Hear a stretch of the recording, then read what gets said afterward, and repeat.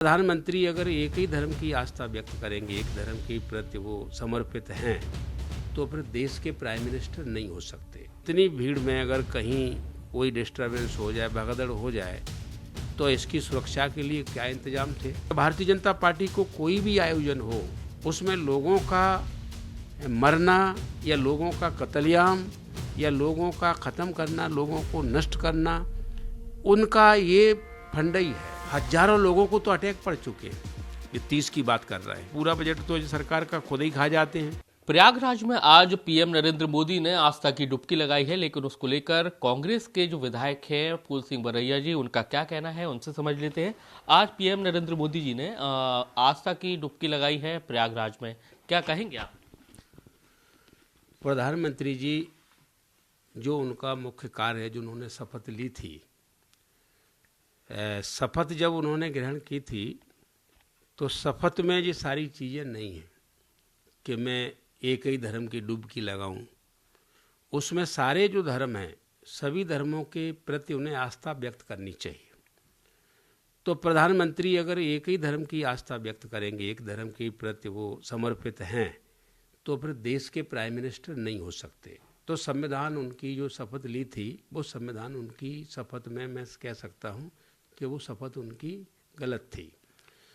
और प्रधानमंत्री जी को अगर ये डुबकी लेकर के ये साबित करना था कि मैं बहुत हितैषी हूँ इस धर्म का, तो उन्होंने 36,000 या 37,000 करोड़ का जो बजट कुंभ के लिए दिया है, क्या उन्होंने इस बात की व्यवस्था क्यों नहीं की कि इतनी भीड़ अगर आएगी तो इतनी भीड़ में अगर कहीं कोई डिस्टर्बेंस हो जाए, भगदड़ हो जाए, तो इसकी सुरक्षा के लिए क्या इंतजाम थे।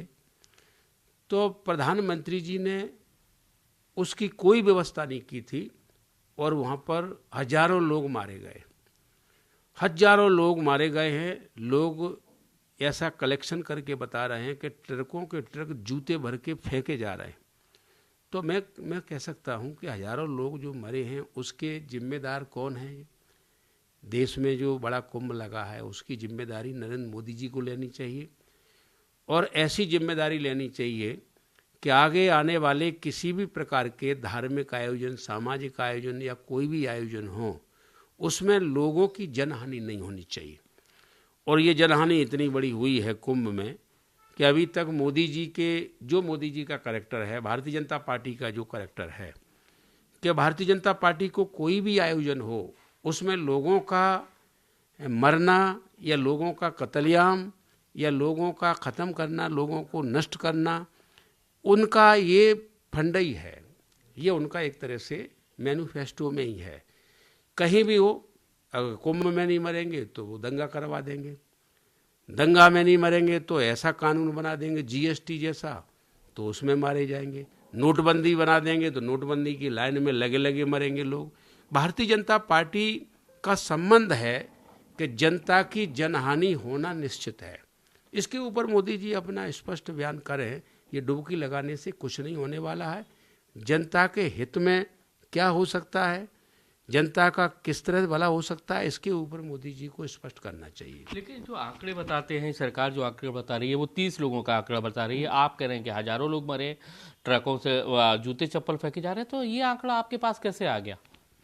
देखिए, पहली बात तो ये है, मैं आपको इसलिए स्पष्ट करना चाहता हूँ कि ये कम संख्या बताते क्यों, इसके दो बड़े बड़े कारण हैं।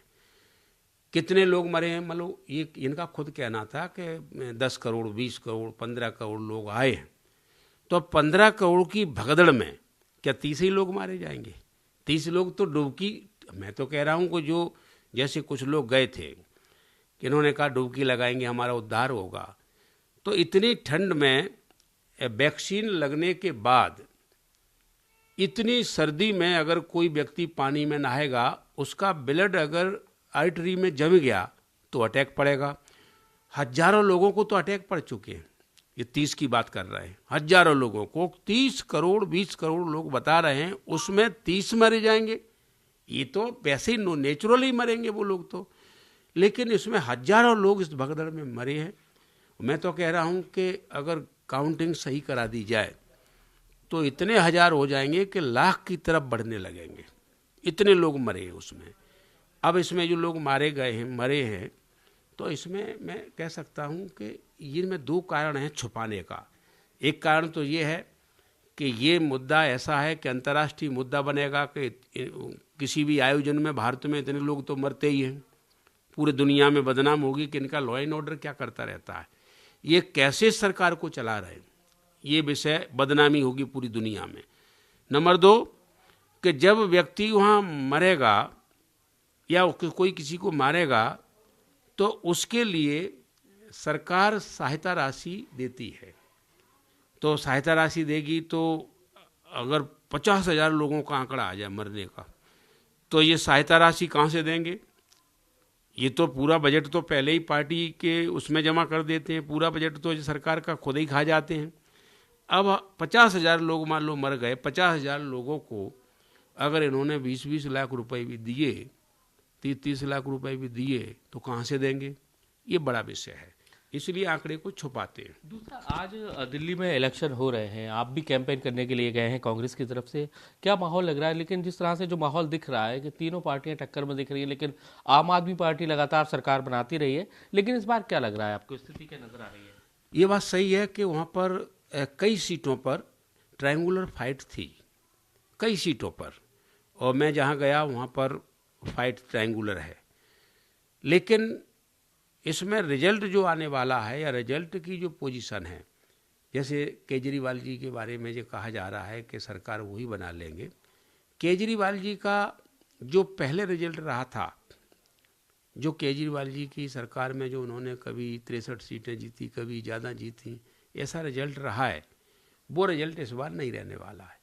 केजरीवाल जी के बारे में कई लोगों का ऐसा कहना था, मैं लोगों के बीच में भी गया, कि बोले केजरीवाल सरकार चलाते हैं तब मालूम नहीं पड़ता है कि केजरीवाल जनता के हितैषी हैं। केजरीवाल जब वोट लेने आते हैं तब लगता है केजरीवाल अच्छे आदमी। जैसे उन्होंने, मैं सबसे क्या कहना चाहता हूँ, जो माइग्रेशन सिस्टम से दिल्ली में सबसे ज़्यादा जो लोग बसे हैं वो शेड्यूल कास्ट के लोग हैं। गांव कौन छोड़ता है? Schedule caste. भूखों कौन मरता है? Schedule caste. मजदूरी करने कौन जाएगा? Schedule caste. Schedule tribe, schedule caste, schedule tribe, schedule caste या मोस्ट ओबीसी का कुछ हिस्सा है। कुछ माइनॉरिटी के लोग हैं वो शहरों की तरफ इसलिए जाते हैं, गाँव में उनके लिए धंधा है नहीं है, शहरों में वो जाते हैं। तो जो कमज़ोर वर्ग के लोग हैं, कमज़ोर वर्ग के लोगों से मैंने बात की तो उन्होंने कहा कि नहीं, वो हमारे लिए कोई ज़्यादा नहीं करते, ठीक है, कुछ पानी कर दिया, कुछ बिजली कर दी, उससे क्या होता है। और जो शिक्षा के बारे में कहा जाता है, उन्होंने इतने अच्छे स्कूल खोले हैं, वो भी स्कूल उन्होंने 2-4 स्कूल बस दिखाने के लिए खोल दिए हैं, ज़्यादा स्कूल अच्छे नहीं हैं। लेकिन कांग्रेस को कितना फायदा मिलने वाला है? कांग्रेस को फायदा मिलने वाला है कि नहीं मिलने वाला है? नहीं, लोगों का जो कहना है कि ये केजरीवाल जब सरकार चलाते हैं तो राज्यसभा में उन्होंने अपने ही लोगों को भेजा है सबसे ज़्यादा, और कहीं मंत्री बनाते हैं अपने लोगों को भेजा है। राजेंद्र गौतम जो मंत्री से उन्होंने निकाला था, रिजाइन लिया है, तो राजेंद्र गौतम जी ने शेड्यूल कास्ट के हैं, वो जाटव बिरादरी के हैं।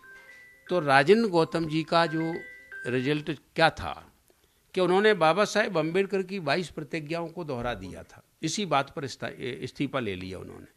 तो लोगों में काफ़ी नाराज़गी इस बार नज़र आई कि ऐसी नाराज़गी थी कि मैं समझता हूँ कि केजरीवाल जी अब की बार उतना जनमत उनको नहीं मिलने वाला है। दूसरा, आज आरएसएस का जो किसान विंग का संघ है वो भोपाल में घेराव करने के लिए निकला है, सरकार की नीतियों से, किसान नीतियों से परेशान, घेराव करने के लिए निकला है, क्या कहेंगे आप इसको?